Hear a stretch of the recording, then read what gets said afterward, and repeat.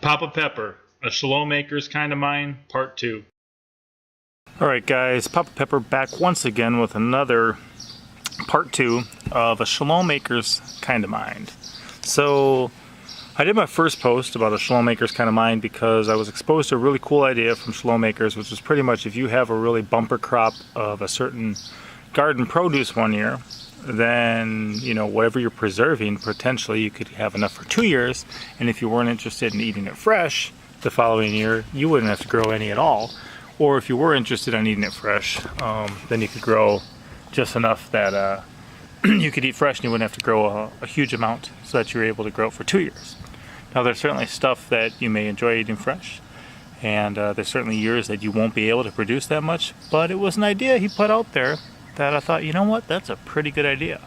Now part 2 is a different idea, and that's pretty much that rather than having everyone within a community or within a circle of friends or, you know, within a general area trying to grow everything themselves, why not kind of have people focus in some different areas? And we talked about this before too, Bluer Than Green and myself. So one example would potentially be that I'm growing a ton of snake gourds right now. Okay, I've got 3 I just pulled off today. We're putting up a lot for winter. Look at the size of those things. Okay, they're pretty big. They're pretty good. So I've got 3 of those, and but I barely planted watermelon this year. I just got in a little bit ago. I'm not sure if I'm gonna have time to get any. So we were actually visiting Shalom Makers the other day, and he was talking about what a great variety of watermelon this is. It's one of the ones that's orange on the inside instead of red. I said, you know what, can you make sure not to spit all your seeds and just save me some of those? And he says, you know what, why don't you just take one home with you? Why don't you just take one home with you? And I said, wow. So I had already brought him the one snake gourd we had in process that was sitting out as a present to get them to try it, see if they liked it. If they do, then I'd be able to share seeds with them this fall so they'd be able to grow some next year if they wanted. But this would be like one example. Let's say I have a neighbor who is really good at growing watermelons, and let's say I struggle with it, but let's say I'm really good at growing snake gourds, but they don't really have room for a trellis or room to grow those. That would be a good example of something that my neighbor could just trade me watermelons for snake gourds. I could trade him snake gourds for watermelons, and we could each have a more diverse food variety that we're able to enjoy and eat, while not needing to grow everything ourselves. Or potentially if you've got a pear tree that's doing really good and your neighbor, you know, has peaches, well, there you go.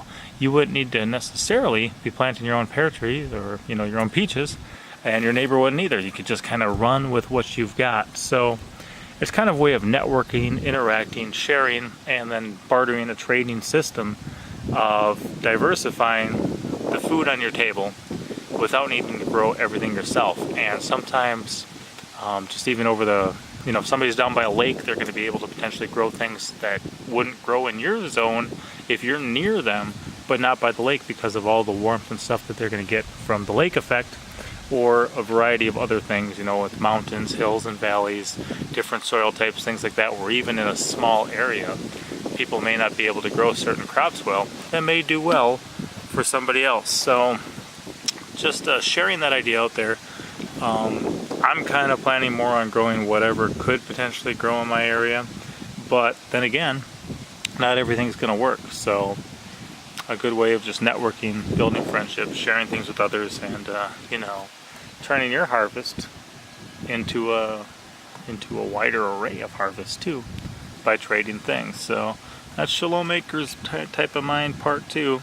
Hopefully it blesses you guys, gives you guys some things to think about, and you know, if you start having a really good crop of something where you're not going to be able to eat it all fresh, you're not going to be able to process it all, ask around with your neighbors, say, hey, is there anything you guys are growing that you may want to trade for some of these, or whatever it is that's going really well for you. So keep your eyes, your ears open, that type of thing, and you know, work on those relationships with the people around you.